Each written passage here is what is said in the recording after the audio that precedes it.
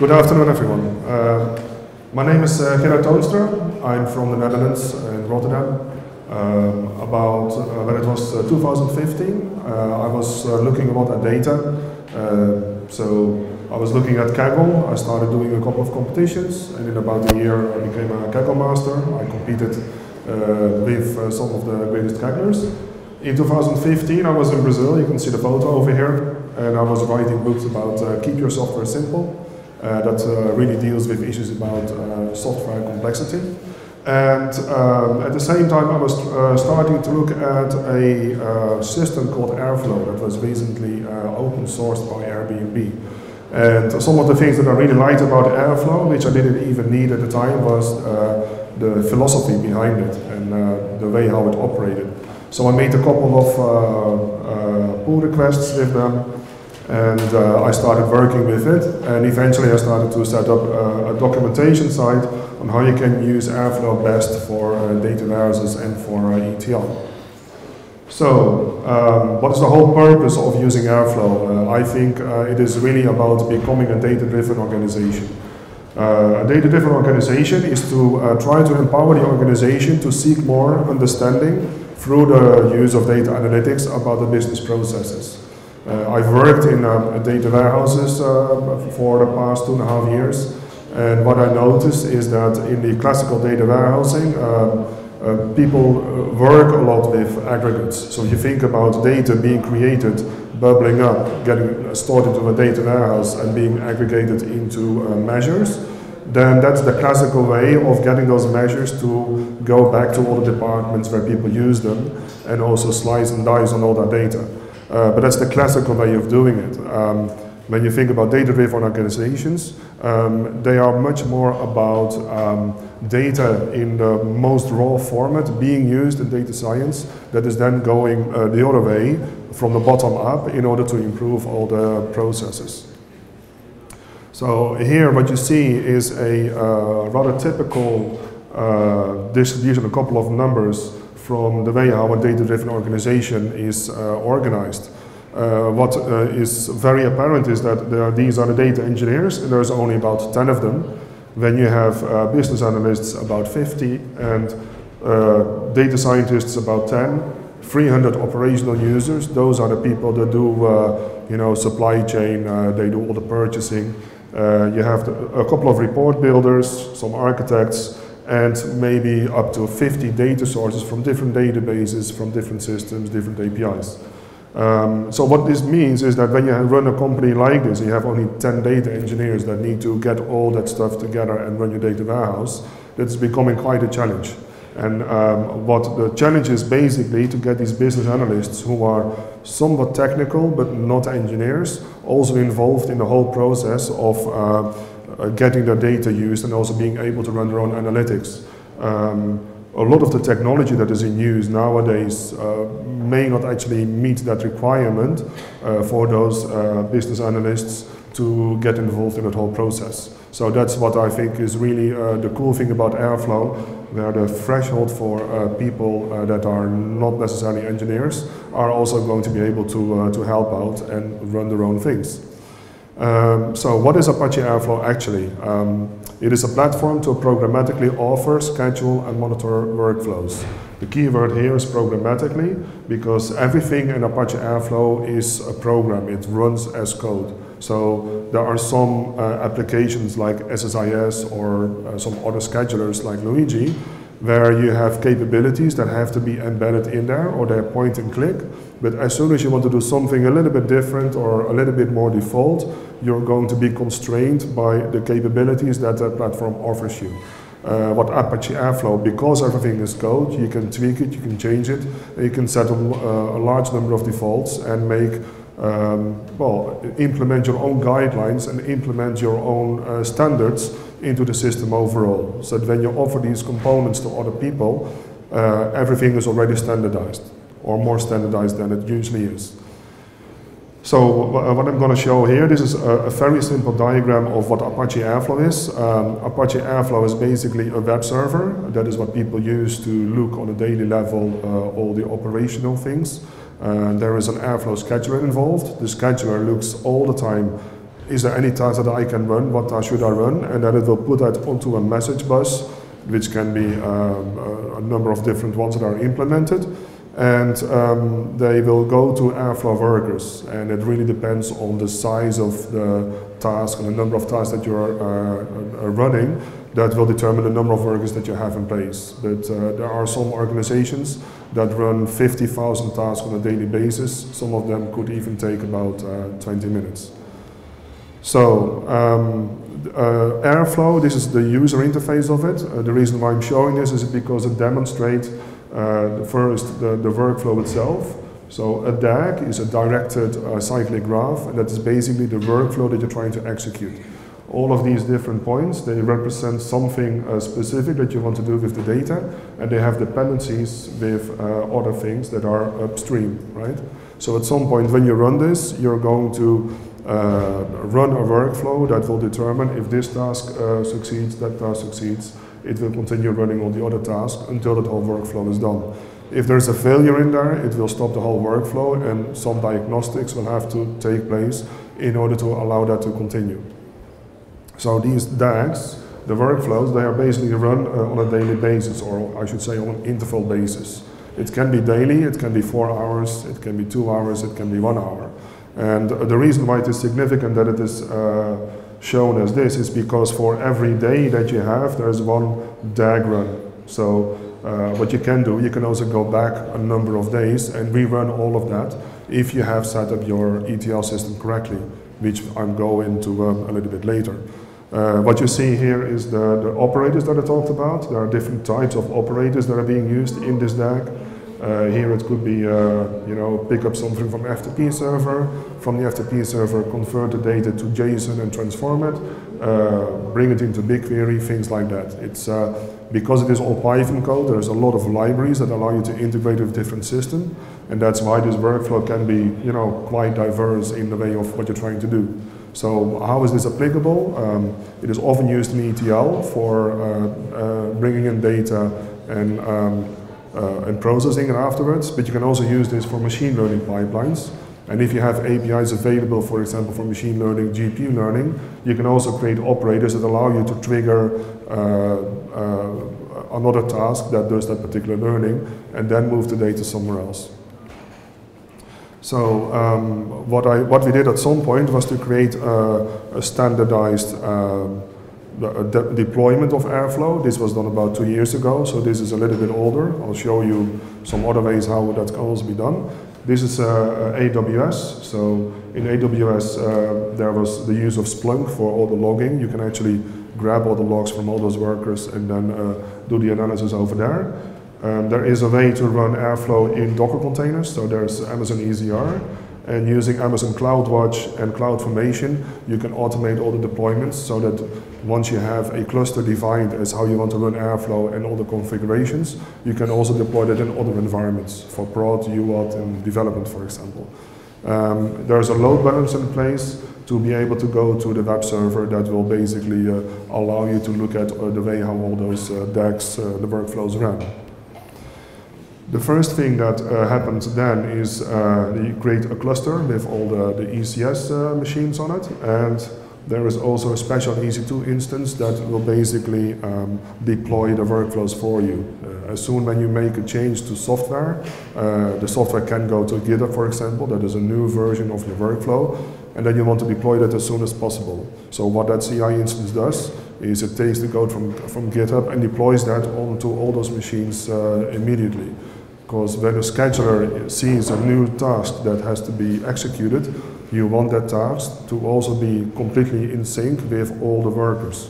So the way how you do that is, one way to do that is to use an EFS store. That's basically like an NFS file system that is distributed across all your Airflow nodes, so that when you have it deployed on one of those servers, it is already in sync with all the other instances that you have available.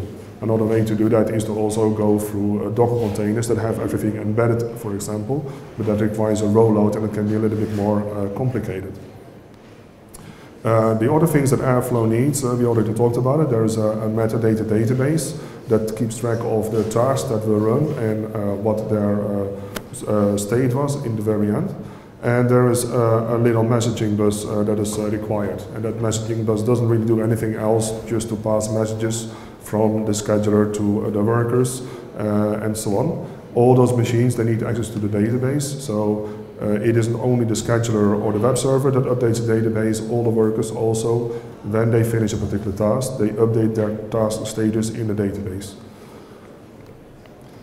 So if you take that whole cluster, the way how that was deployed on AWS as a prototypical deployment, then we can also start to fill in some other ways about what the entire landscape looks like. So what I've done is to draw this as the hub in the whole architecture, also on AWS. And then the first thing I did was to define the data service. A data service is where people are going to access the data. So you can think about all the operational people, maybe a couple of analysts that are going to be able to look at the data that eventually comes out. Here I have an example of Tableau, Excel, ClickView, and Looker. It can be any other tool that those people are using, and that's basically where the data is being serviced.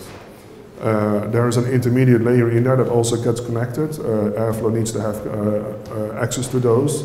One of them could be Redshift, because this is AWS. It could also be a couple of other databases that are used for very specific purposes like reporting, so that instead of running large aggregate queries on a database, you run the aggregate query on Airflow and then you push that into a reporting database where it can use a single table in order to look at all the data. The other thing that is also quite important, as I've noticed in some of the work that we did, is that you need to have a connection to the on-prem environment. Sometimes an on-prem environment has a couple of databases that have a lot of data about the stock planning or the transactions. So then Airflow needs to be able to go back through a direct link, because otherwise you would have to go over the internet to some of the on-prem databases. There are third-party links as well, because usually especially when you're in retail, there are a large number of API providers that give you data, weather data or market share data, and this cluster needs to have access to some of those APIs that can be sitting over there. And eventually what I also see as a kind of move is that people are going to start working with two different cloud providers. AWS is really good at deploying applications and running those applications in the cloud. When you look at the product offerings from Google nowadays, you see that they have some really interesting analytics products and analytics services. So you see some it's like double cloud implementations in place where you have Airflow running on one. And you could also consider to have Airflow running on AWS for particular work and create another cluster on the Google Cloud to do some other work. Here specifically BigQuery is being used as an output for some of the data, and Cloud SQL as well. So here is a really interesting picture for an architecture. This was from some of the Airflow mailing list. This is from a company somewhere in San Francisco, and this is how they are actually deploying Airflow in their environment. They have a large number of batch data sources, and they have some streaming data sources through Cloud PubSub that through Cloud Dataflow all get pushed into cloud storage. The cloud storage has a particular way of naming the files in what you could call a data lake. Another instance of Airflow, probably on Google, is then picking up all those files and pushing that into a BigQuery environment, which you could call still a staging environment. And then from there you have some other processes to calculate all your measures and do other things with the data, including, for example, further analytics and so on. Here's a very interesting example from Airbnb itself. So Airbnb was the basically initiator of Apache Airflow, and what they are showing here is from a blog post that I made some time ago, and here they are separating the clusters. So if you look at the left, that's where all the data comes in and all the MySQL dumps. The gold cluster is reserved for the engineers. That's where things are being managed and monitored quite specifically. Then there's a replication step that goes through S3 to Silver, so all of this runs on AWS. And the Silver environment is used as a way for the analytical people and other people to run reports, run dashboards and other things. And I think the reason why they do that is to have a separation between a cluster that is managed, that has predictable times for finishing your calculations, so you can establish the SLAs. And the Silver cluster is more like an experimental environment where people can also put in their own data files and their own data. So that is a very nice separation and a very nice way of getting things separated. Here you see that they also use a Presto cluster, probably because they have a lot more data. The example I gave you before is from a Dutch company, and that's a very small country. Here they're working on with a global company, so they obviously use much bigger data solutions like Presto. And then from the results of those queries, feed that into Airquell and Tableau and some other solutions that they have derived. So I would really recommend going through some of the postings from Airbnb, because the blog posts, they give a lot of information how they are running things that way, and they are really one of the most interesting data-driven organizations that I know. So the examples that I gave in the implementation of Apache Airflow is that, one, you can build it yourself in an on-prem environment. You can deploy it in the cloud using some of the tools that you have available like Puppet or Chef.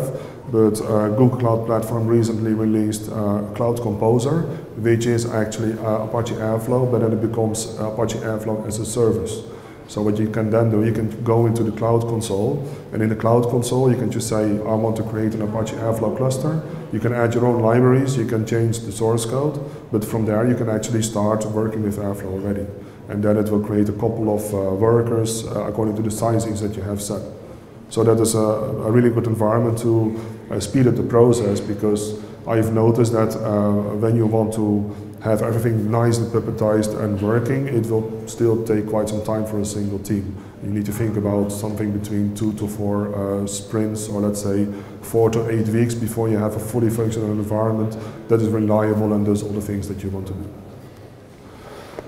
The other thing that is really important is that is mostly coming from my website, is that there are a couple of very important ETL principles that you abide by. And the reason why I write these down is because I think Apache Airflow embeds a couple of very interesting and important principles to use. And when you really understand them and when you really adopt them, you can actually use any tool that you think is suitable for your organization, because this is what the whole thing is really about. It's the philosophy of Airflow, not the product itself. So one of the things that is really important in ETL is that the processes are idempotent and deterministic. And what that means is that when you run a process once, and you run it twice, or you run it 1,000 times, that every time what that process outputs is the same as all the other previous runs. And also that when you run it, the deterministic means that it has a determinate outcome, which is in a way the same as idempotent. There's also reusable parameterizable components. So I was talking about those operators in Airflow. Airflow has the core, which is the scheduler and the web server, but on top of it there's a layer, which is what you program yourself. They are the capabilities that the platform provides to move data from one location to another location. So what it allows you to do is to invest into writing those components the way how you want your organization to work with data, and then from there you can pick those components in one of your workflows that you're going to create, and then you can start to use them. Because those operators are reusable and parameterizable, I'll show how that works in a bit. You can actually really speed up all your ETL pipelines, because everything works in the same way, and it is reusable regardless of the specific context in which you want to use it. So it is generalized. Data partitioning is a really important concept as well. If you think about, for example, taking data from a database and you take the whole table, then if transactions or updates are happening on that table, the next time when you run it, you have more rows. So you're not idempotent and you're not deterministic. So data partitioning means that you have a solid way of taking things out of a database table, store it somewhere, and then keep it there in an immutable state. When you do that, you will notice that when you rerun things, things become predictable and things are not overlapping with other data. For example, if you have something that you ran yesterday and there are updates happening and you run it the next day again, if there is overlap in the data, you have a significant issue in your target database to deal with. In older RDBMSs like SQL Server, you can use merge statements to filter out duplicates. In other environments, you may not be able to do that. So when you keep that principle of partitioning your data by date and make sure that it always works that way, you're really solving a very large number of different problems. Another thing that is interesting with Airflow is that you can set alerts and SLAs on it. So if you're working with, for example, a DAG or a workflow or tasks that need to finish a particular time, you can actually just set, I want this task to run in up to 2 hours, and then it will send you an alert by email. There's also another fine-tuned setting that you can set per task if that task will generate a failure email or a success email or something in the middle. So there are things that you can do on the whole workflow level. There are also things that you can do on the task level that will allow you to react to that. And you can also set hooks inside your workflow that will allow you to not only use email but use other systems for paging or whatever you're trying to do, right? That allows you to have a lot of customizability in all the things that you're trying to do. Another interesting thing about the whole getting things working correctly is the globally consistent paths to data.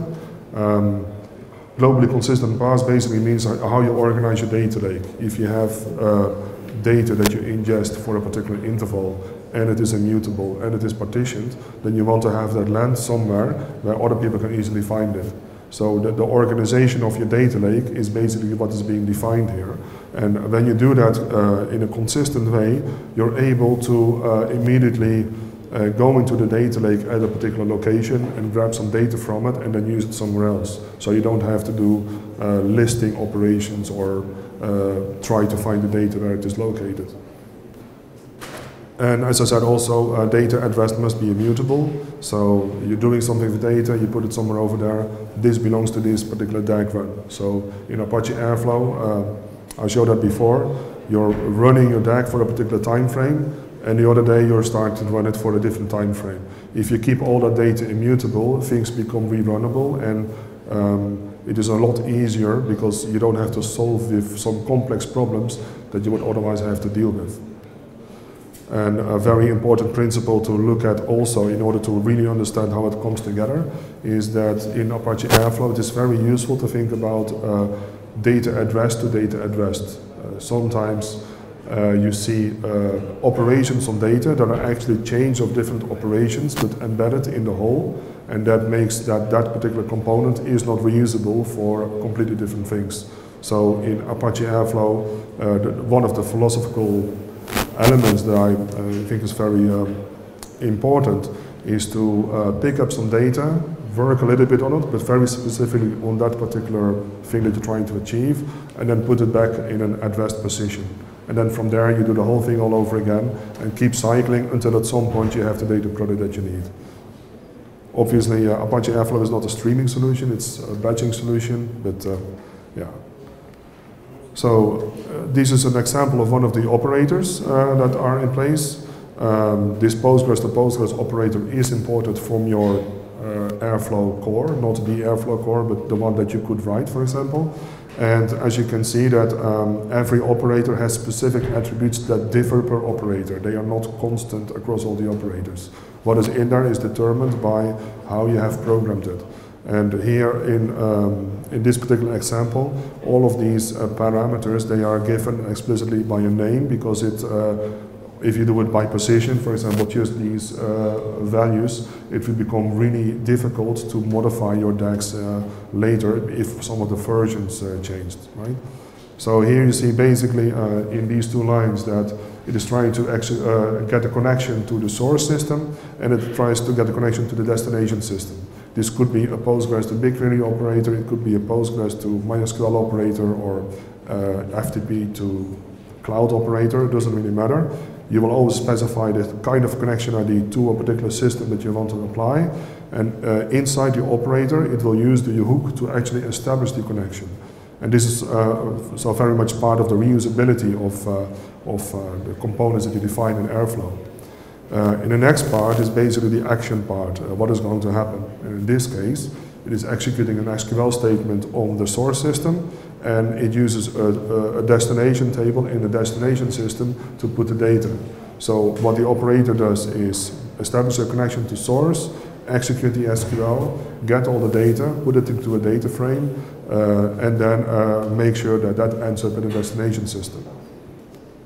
This bit is the operators, the parameters. There are two parameters in this SQL file. They are called this, and these things with all those braces on it, they are basically the macros from Apache Airflow. So every time when you run a particular DAG run, Airflow is going to say, okay, I know what the start date is for this particular interval that you're executing, and I know what the end date is. So when you pass them into an SQL file, you're able, on a particular date, to get a date partitioning arranged that you're trying to implement.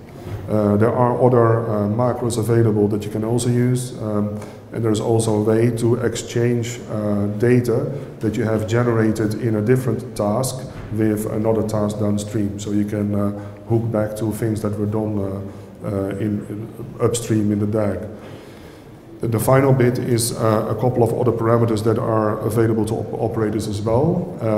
If you have a system that is actually able to only accept 30 connections at a max at a particular point in time, you can pool those connections. So this is an example of how Airflow is able to keep track of how many connections you have established to that system, and then limited to, for example, 30 or 20 or a little bit larger. Another thing that you can do is there is another parameter called queue, and in queue you can direct a particular operator to a particular worker that you have created that is special.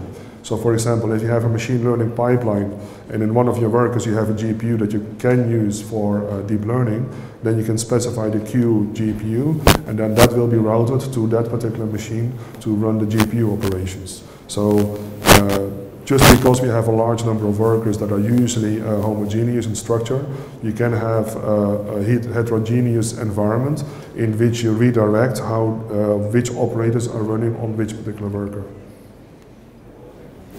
So what we have talked about is Apache Airflow. I'm going back to this slide because this is really displaying why we're trying to do that.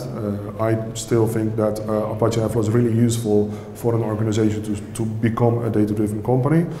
We have these data engineers that are only a couple, and what we need to do in order to make the company grow more towards a data-driven organization is to get to start using tools that are more accessible and have a lower threshold of use for other people that might not be so technical. So that's about it. I have a couple of references that I would like to highlight. So Apache Airflow is quite a large platform. There's a lot of things that you can say about it. In these references, I'm linking back to the Airflow site itself, the wiki. I have my ATL with Airflow site over there. That is can be quite interesting. If you have heard of data vault or data warehousing, you can look back on those. I have a couple of Docker containers that you can use to, when you download the project, you can simply start one of the composer files and start working with Airflow from there. And at the last, there is a couple of really interesting blog posts made by well, the person who actually started to open source Apache Airflow, which is Maxime Beauchemin, and also other people from Airbnb who started to talk about how they use Airflow in their environment and the principles that they apply. So that's basically the rise of the data engineer is one article, and the downfall of the data engineer is the other article. And from there you can look to other people like Robert Chung about the kind of things that they experienced in the use of Airflow. And there's also a mailing list, a dev mailing list that you can subscribe to. So thank you very much for your attention. Yes, any Scala support for Airflow or only Python? So that I would say that would probably Scala support inside Airflow itself, if I interpret that correctly. At the moment, what you can do in Airflow is only Python, but you can have operators that call out to do other things. There is, for example, a bash operator, and a bash operator allows you to run commands on the shell, on that box itself, to do things, but there are also operators available that allow you to trigger Spark jobs. So Scala is part of Spark, so that would allow you to run completely different processes. If you look at the whole sequence of different operators for Google, for example, you have all the Google Cloud Storage operators, the data proc operators, and so on. And as long as there's an API for it that allows you to call the service and start doing things, that will allow you to integrate that with Airflow. So what I did with this talk, maybe talk about Airflow itself and workers a lot, but you should actually see that as a way to initiate a job somewhere else, because a worker is basically starting a job on a cluster, and then it waits for that to return, and then it will mark that job as completed. And in order to do that, you have to prepare some data in a bucket maybe, or do something else. Then you trigger the processing job, and then you collect the results and do something else with it. Does that answer the question? Okay. How does Airflow enforce concurrency for Spark jobs running in Yarn cluster mode after a client submitted the job can fail, but the job still continue to run? I do not have enough knowledge about Spark jobs in order to really answer that question. I think usually what people do is that they have an end product that is being generated by the cluster itself, and then they check for the end product to be complete rather than looking at job status itself. Do you discover any alternative to Scoop? There is a Scoop operator in Airflow, so if Scoop is a really good and useful tool, then it allows you to avoid having to port everything to Airflow. You can just use the Scoop operator and work with that instead. So you have that availability for you, because otherwise you have to get all the data through the Airflow worker, which in certain cases might not be desirable. Yes? Why it was decided not to invest in other OSS tools like Luigi, Uji, Azkaban? What is the thing that Airflow does have that other tools do not?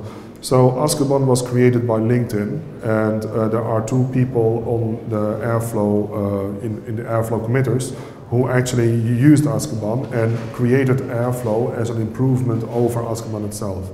So that's Chris Ricomini, I believe, and I think also Maxime has worked at LinkedIn. The reason why is because these tools, they get used by the organization. Sometimes it gets a little bit locked in, and from the learnings of the tools that they used at LinkedIn and other companies, they decided to make a new product. And I think in Airbnb, they just got a couple of engineers together and think, how can we do this better, and started working on it. Okay. Can you make a comparison with Nifi? Not 100% sure. I think that's Apache Nifi, which I think is more IoT work. Not entirely sure, but maybe you can meet me at the section over there in the Ask Me corner and discuss this further.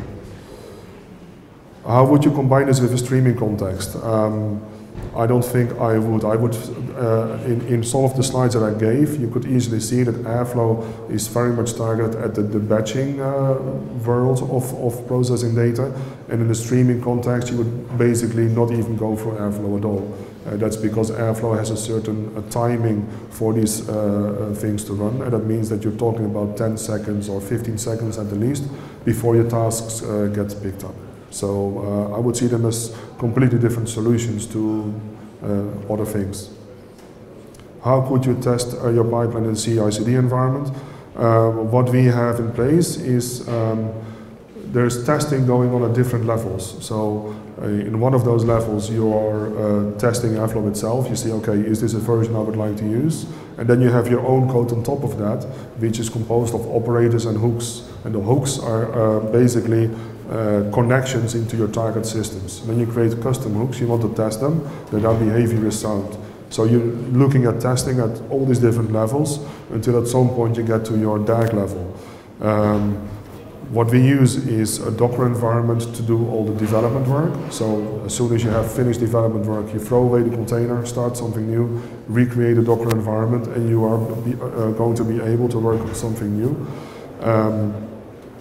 There's also another thing in DAGs that when you think about data validity, is that the tests of the data itself should be done as part of the DAG. So when you develop something and you're going to run it, and you test it once in your development or you test it in acceptance, and then push it to production and then not do any data validations anymore, that is a very risky thing. So why not just say, I'm going to run this, I'm going to develop a test of what the data needs to look like after the operation, and I'm going to make an operator that checks on that particular thing. So that, for example, I move this data to BigQuery, and in the BigQuery I need to have more or less, let's say, a number of lines that is not different by 10% from the previous day. So a number of those checks allow you to easily identify very early in the process if any of the operators could have failed or not. What is the difference with Power BI? Power BI is reporting and data visualization. So Apache Airflow is much more unattended data mangling and working with data, and there is not any data visualization at all possible in terms of reports and charting and so on. Are there plans to support RBAC and Airflow? Yes, it is implemented in 1.10, and if you download it now, you can use that. So, that's it.